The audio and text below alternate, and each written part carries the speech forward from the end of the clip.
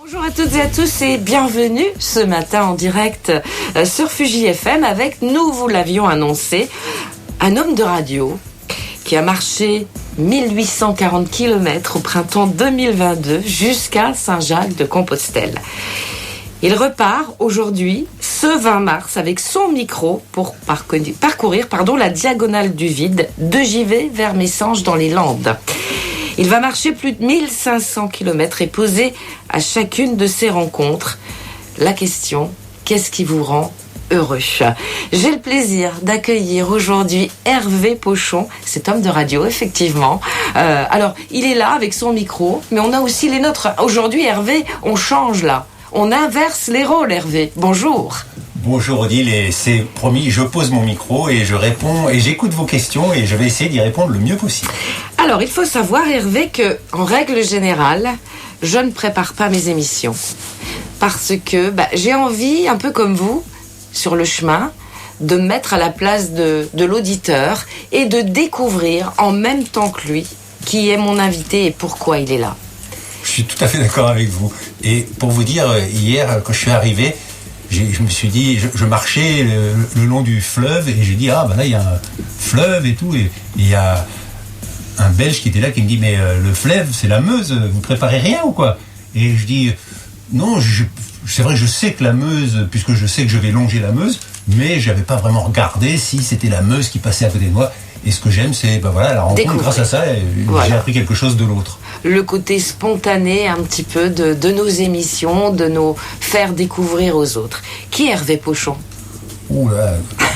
Vaste question. Je pourrais vous répondre déjà par mon âge. Moi, je vais avoir 61 ans. J'ai commencé par faire du théâtre. Et puis, comme je trouvais ça difficile de dépendre toujours du désir des autres quand on est comédien, à un moment, j'ai entendu parler d'un concours à France Inter qui s'appelait Les Enfants d'Inter. Et le premier prix était une émission pendant l'été. Étant comédien, j'ai proposé de raconter des histoires que j'adaptais ou que des amis adaptaient, des nouvelles. Mm-hmm. Le seul critère était que ce soit à la première personne. Ce qui fait que quand je les raconte, on avait l'impression que c'était moi qui les vivais. Et ça s'intitulait « Il faut que je vous parle ». Et voilà, et j'ai gagné le concours et j'ai eu cette émission. Et puis après, une fois que j'ai eu un pied à France Inter, j'ai essayé de rester et j'ai découvert le reportage grâce à Daniel Mermet. Et puis, petit à petit, j'ai avancé, si je puis dire, et à la fin, j'avais une émission qui s'appelait Un temps de Pochon, que j'ai animée pendant plus de 12 ans, et qui était basée sur du reportage. Un peu ce que je fais là, c'est-à-dire aller à la rencontre des gens et raconter leur histoire. Et voilà. Et puis depuis, j'ai été licencié en 2019. Ça a été difficile. Et j'ai mis un peu de temps et beaucoup de gens me disaient « Ah, mais tu devrais faire des podcasts ». Et moi, je voyais pas trop l'intérêt du podcast parce que ce que j'aime, c'est ce qu'on est en train de faire là. Voilà, absolument, le direct, ouais. Voilà, et ce que j'aimais aussi, c'était en fait ce mélange des gens. C'est à la fois le direct, comme on fait, mais pouvoir vous faire écouter un son que j'ai enregistré et le partager à un plus grand nombre, faire entendre des gens qu'on n'entend pas tous les jours, quoi. Et bon, le temps a passé, puis je me suis dit, tiens, là, ça fait quand même 2 ans que je tourne en rond un peu à la maison. Enfin, je tournais pas en rond, hein. J'ai 5 enfants, donc il faut s'en occuper et tout ça. Il y a de quoi faire. Mais je me suis dit, tiens, si je partais marcher jusqu'à Compostelle et que je faisais un podcast quotidien pour raconter le chemin. Et c'est ce que j'ai fait. Je suis parti il y a pile 1 an, le 21 mars 2022. Et je suis allé... Combien de temps ? Ça m'a pris 2 mois, un peu moins de 2 mois. C'est ça, on parle de 2 à 3 mois. Voilà. Quoi. Mm-hmm. Et c'était une merveilleuse aventure. J'imagine, ouais.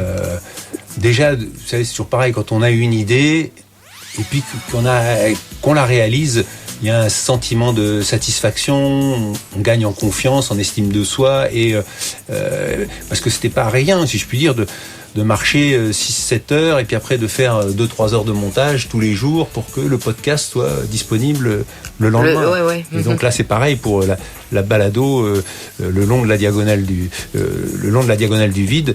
Et je fais un montage et demain matin à 6 heures les gens peuvent écouter l'étape de la veille, quoi. Et voilà, c'est pour ça qu'après le plein de Compostelle, j'ai eu envie de faire le vide et de me lancer sur la diagonale du vide. Alors, Compostelle, pourquoi ?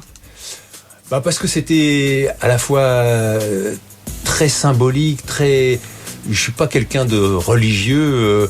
Spirituel. Voilà. C'était spirituel. C'est ça, c'était spirituel et j'avais envisagé de le faire il y a quelques années à France Inter et puis je m'étais dit pas tout de suite et tout. Et je suis allé faire le chemin de Stevenson parce que avec un âne et mon micro et je lisais des extraits du livre de Stevenson, Voyage à travers les Cévennes. Et j'avais eu beaucoup de plaisir à le faire parce que justement les marcheurs étaient assez divers et Compostelle, je me suis dit mais moi j'ai pas envie de me taper tous les cathos. Je connais un peu, j'ai été un peu élevé dans ce milieu-là et donc je connais un peu leur manière de penser. Et il y en a des très bien, il faut pas faire des généralités. Oui, tout à fait. Mais bon, je me disais, ceux qui vont se mettre à marcher pour aller à Compostelle seront tous comme ça. Ouais, sur un certain profil. Et le temps a passé et j'entendais que quand même le chemin évoluait et que le chemin devenait plus spirituel que religieux. Exactement, ouais. Même si... il y a un peu des deux en fait, voilà. Je pense. Ouais. Un ami prêtre m'a dit, non mais Hervé, il faut arrêter de mettre un gros mot sur religieux. Religieux, c'est ce qui relie du latin religere. Alors je dis, oui, bien sûr. Mais bon, on se comprend. Et donc, il y avait ça, j'ai envie de dire, quand j'ai dit, je vais aller à Compostelle, ça parle à tout le monde, quoi. Et je me suis rendu compte que beaucoup de gens, soit avaient envie de le faire, soit avaient quelqu'un qui l'avait fait, et ça a fédéré comme ça une communauté d'écoute qui m'a porté jusqu'au bout, quoi. Alors effectivement, quand vous êtes sur le chemin, notamment en 2022 sur le chemin de Compostelle, vous avez des retours, des podcasts, vous savez si on vous a écouté, combien de personnes vous écoutez. C'est très précis, parce que en fait, contrairement à la radio où les écoutes sont réalisé par téléphone, par la médiamétrie. Oui, alors quelle radio vous écoutiez ? Ah, vous écoutez Fuji FM, à quelle heure, pendant combien de temps et tout. Le podcast, c'est informatique, donc toc, vous cliquez et hop, ça fait une unité. Comme les vues sur... Voilà, exactement, sur les réseaux sociaux. Ou Et j'ai su, en fait, moi, mon chemin, si je puis dire, s'est terminé le 26 mai, mais... le 21 septembre, j'ai dépassé le 1 million d'écoutes. Super. Et c'est aussi ça qui m'a incité. Ça motive. Voilà, je me suis dit, il faut respecter ça. Et essayons de continuer.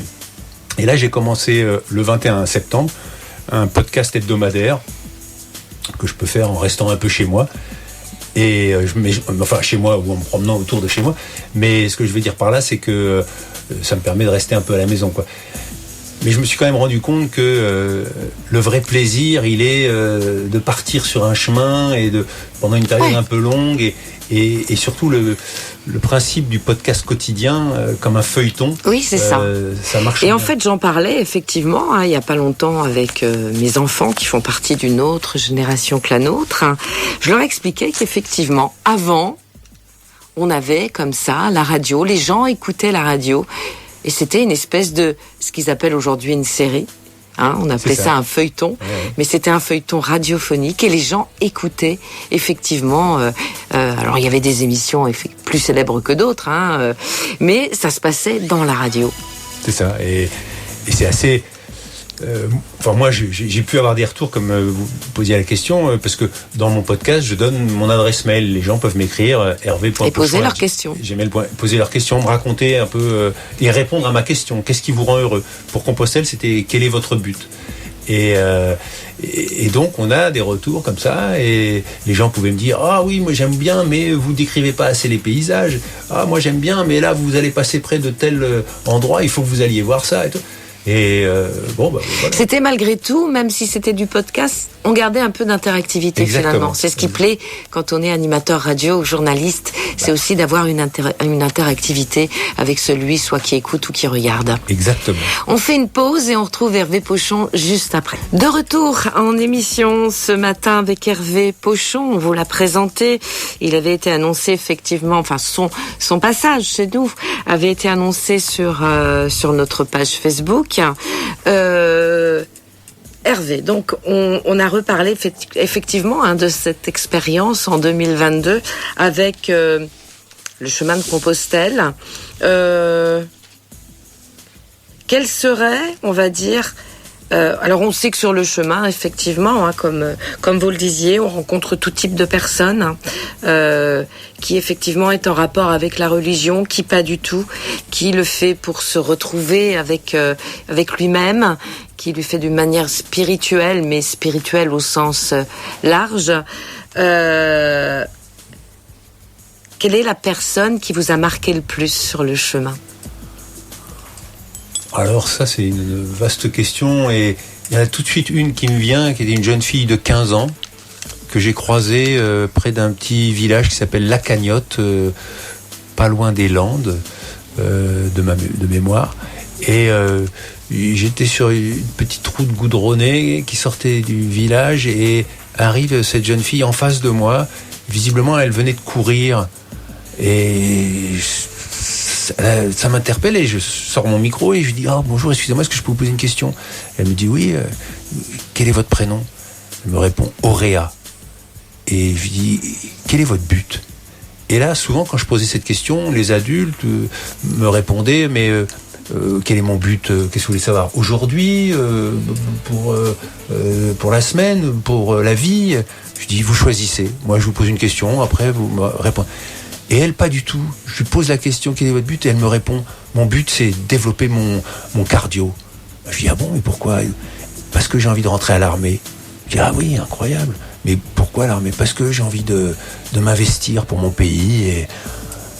Et elle avait un discours très structuré, pas du tout politique. À un moment, j'ai eu un peu peur que ça soit un peu trop politique. On était en période électorale et tout ça.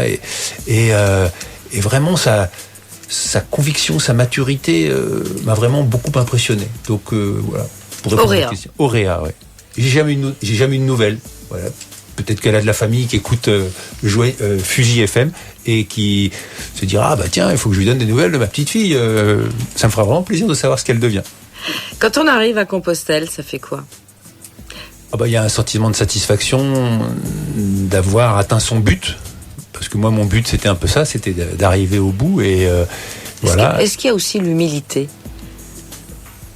L'humilité, je pense que l'humilité, on l'a pendant tout le chemin. Hein, ouais. Parce que on en voit qui sont obligés d'arrêter parce qu'ils ont une tendinite. On en voit qui sont obligés d'arrêter parce que ils en peuvent plus. On en voit qui sont obligés d'arrêter parce que leur femme dit écoute, ça suffit, t'es parti depuis assez longtemps, tu rentres.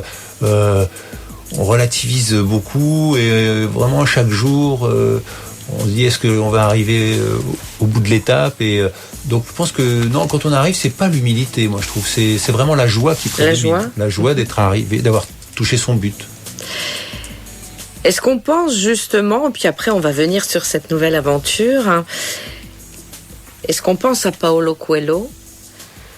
Alors, soit avec l'alchimiste, ou encore effectivement le pèlerin de Compostelle? Pas vraiment. Non. Est-ce qu'on retrouve justement ces sensations qu'il peut décrire dans l'alchimiste ou... Oui, ce qu'on peut retrouver, c'est ce côté assez, je ne vais pas dire magique, mais il y a une devise sur le chemin qui est le chemin t'apporte ce que tu as besoin au moment où tu en as besoin. Exactement, voilà. Ouais. Et donc ça, c'est quelque chose. Ça, c'est vrai. On le sent, c'est vrai. On le ressent. C'est vrai que moi, j'ai manqué de rien. Il y a des moments où on se dit oh là là, ça serait bien que je trouve un endroit où des toilettes, par exemple, et hop, je vois les toilettes juste là, et on se dit la vie est bien faite. Et donc, et c'est un peu ce qui me tente. Enfin, c'est un peu ce qui m'a aussi motivé pour recommencer autre chose. C'est que je me suis dit, mais tout le monde dit oui, le chemin de Saint-Jacques, comme s'il y avait une magie, une puissance spirituelle, le poids de tous ces pèlerins qui sont passés par là, et cette énergie qui nous porte et tout ça. Et je me suis dit, tiens, allons voir la diagonale du vide, où a priori beaucoup moins de gens sont passés par là et ont fait ce chemin, et le chemin n'est pas vraiment balisé, et il faut avancer comme ça. Et voyons voir si le chemin apporte, parce que moi je pense quelque part que c'est un peu une définition de la vie, quoi. La vie nous apporte souvent ce dont on a besoin au moment où on en a besoin. Si on le cherche. Voilà, si on est à l'écoute. Si on se donne les moyens de trouver, effectivement. Donc voilà, c'est un peu ce que j'ai envie de vivre là. Hervé, qu'est-ce que c'est que la diagonale du vide ? C'est plutôt moi qui dois vous poser la question, Odile. Connais pas. Et c'est ça qui est incroyable, parce que moi, alors je ne sais plus comment j'ai découvert ce nom, quoi. Mais c'est vrai que tout de suite, j'y ai vu beaucoup de poésie. Et puis j'ai commencé à regarder, et puis j'ai vu que Mathieu Mouillet avait fait un livre, La Diagonale du Vide, qui était parti de JV. Après, Axel Kahn a fait un autre livre, Chemin faisant. Il était parti de JV. Et comme ça, ils ont traversé la France en diagonale. En diagonale, ouais. Et donc, les géographes ont appelé cette diagonale la diagonale du vide, parce que c'est une diagonale à faible densité. Et il y a à peu près, en moyenne, je crois, 4 habitants au kilomètre carré. Et donc, soi-disant, il n'y a pas grand-chose. Mais soi-disant. Voilà. Est-ce que ça, pour autant... Alors, je n'ai pas effectivement lu les livres. Est-ce qu'on retrouve... Parce qu'on peut dire que ça a une connotation un peu négative, au final, la diagonale du vide, quand on en connaît effectivement un peu la définition. Est-ce que c'est ce qui est décrit dans les livres, hein? Non, pas du tout. C'est-à-dire que à la fois c'est un peu décrit, mais à la fois c'est quelque chose qu'on retrouve ailleurs. Moi, j'ai des amis qui sont allés marcher dans le Vercors et qui ont dit, mais parfois il fallait vraiment prévoir sa nourriture, parce que pendant 50 km, on n'avait rien, quoi. Et donc c'est aussi des situations qu'on peut retrouver dans d'autres régions de France, quoi. Là, il se trouve juste que, en gros, il y a toute une bande de territoires comme ça. Et moi, je ne vois pas du tout ça comme quelque chose de péjoratif. D'ailleurs, après la Covid, beaucoup de gens se sont rendus compte que ils vivaient les uns sur les autres, et qu'ils avaient besoin d'espace, qu'ils avaient besoin de... Et donc, beaucoup ont pu, grâce au télétravail, venir s'installer dans des régions un peu plus reculées. Donc, je pense que c'est au contraire plus dans l'air du temps, quoi. Et alors, le politiquement correct, après, a intitulé cette diagonale la diagonale à faible densité. Toujours en émission avec Hervé Pochon, cet homme de radio qui se balade dans la France ou ailleurs, puisque l'année dernière on était aussi en dehors de la France, et qui découvre des gens, des personnes, des personnalités, des personnages, des endroits, des lieux insolites, tout au long de son parcours. Et là, effectivement, on est sur cette fameuse, alors je dis fameuse, même si honnêtement un peu inculte, la fille, puisque je ne connaissais pas cette diagonale du vide à laquelle nous appartenons, dans la pointe des Ardennes. Et quel est le trajet de cette diagonale ? Alors on sait que vous allez arriver dans les Landes. C'est ça. Bon, j'ai cherché un point d'arrivée, et je voulais essayer de trouver quelque chose d'aussi poétique que j'y vais, quoi, parce que j'y vais pour démarrer sa diagonale, je trouvais ça joli. Et alors j'avais trouvé la vie, et donc je pouvais dire je pars de j'y vais vers la vie en évitant la mort, qui est dans la Nièvre. Mais la vie, je trouvais que c'était dans le Tarn-et-Garonne, et c'était pas les Landes, quoi. J'allais pas au bout de... Donc, et puis après, quelqu'un m'a dit, mais on dit la Vite. Alors j'ai dit, bon, enfin... Et puis, j'ai découvert Messanges. Alors voilà, pour être honnête, c'est Messanges. Mais bon, je me suis dit, on n'est pas obligé d'accentuer les deux S. Donc je dis, je pars de JV vers Messanges. Et j'ai croisé le maire par hasard. Et je lui ai dit, ça va, si on dit Messanges, ça va. Il me dit, ah oui, ça, il n'y a pas de problème. Donc voilà, je pars de JV vers Messanges dans les Landes. Et après, le reste... C'est aussi ça le souci, c'est qu'à la fois je dis aux gens, si vous pouvez m'héberger, alors ils me disent, ah oui d'accord, mais alors vous passez par où ? Mais oui, mais le problème c'est que je sais pas exactement, quoi. Moi je sais que ce soir j'espère arriver jusqu'à Ebbe, mais après oui, si je crois que c'est Les Fours, Joigny-sur-Meuse, Flize. Pour les Ardennes, je sais à peu près mes points de halte. Mais comme ça, pour respecter une certaine distance et pas m'épuiser dès le début, quoi. Vous êtes arrivé quand ? J'y vais hier soir. Hier. Est-ce qu'effectivement vous avez eu cette sensation de vide ? Ah non, pas du tout. J'étais dans un café qui s'appelle le bar du Rivage, qui est juste sur les quais de la Meuse, et je suis rentré là, et tout de suite il y avait une super ambiance, et Et c'est là où j'ai rendu compte déjà d'abord que les givetois. Les givetois, voilà. Les givetois étaient accueillants et surtout n'étaient pas trop agressés par la diagonale du vide parce qu'ils connaissaient pas et ils l'ont pas mal pris. Ils m'ont dit ah bon, au contraire, ils étaient très intéressés. Ils m'ont dit ah mais ça m'intéresse. Moi je suis sûr que le maire de Givet n'est pas au courant. Je vais lui écrire parce que quand même d'être le point de départ de la diagonale. Bien sûr, ça peut aussi être. Il faut le mettre en avant maintenant. Bien sûr, le départ d'un parcours comme celui de Saint-Jacques. Voilà, c'est ça. Et donc, j'ai passé un très bon moment dans ce café. Il y a même un client qui me dit mais t'es un des frères Bogdanov, toi. Alors, je dis ah ouais, mais pourquoi? Je vous laisse découvrir sa réponse dans le podcast, dans l'épisode de demain. Qui voilà, je pense que effectivement. Le vide existe-t-il vraiment? Parce que je pense que même si on parcourt cette diagonale, il y a toujours plein de choses à découvrir. Bah, bien sûr. C'est peut-être le but aussi. Exactement. Et vous avez raison. Je lis un livre en ce moment sur la plénitude du vide. Et on se rend bien compte qu'en physique, le vide n'existe pas. Il y a des particules et tout ça. Et de même que quand on se promène dans une forêt, c'est loin d'être vide.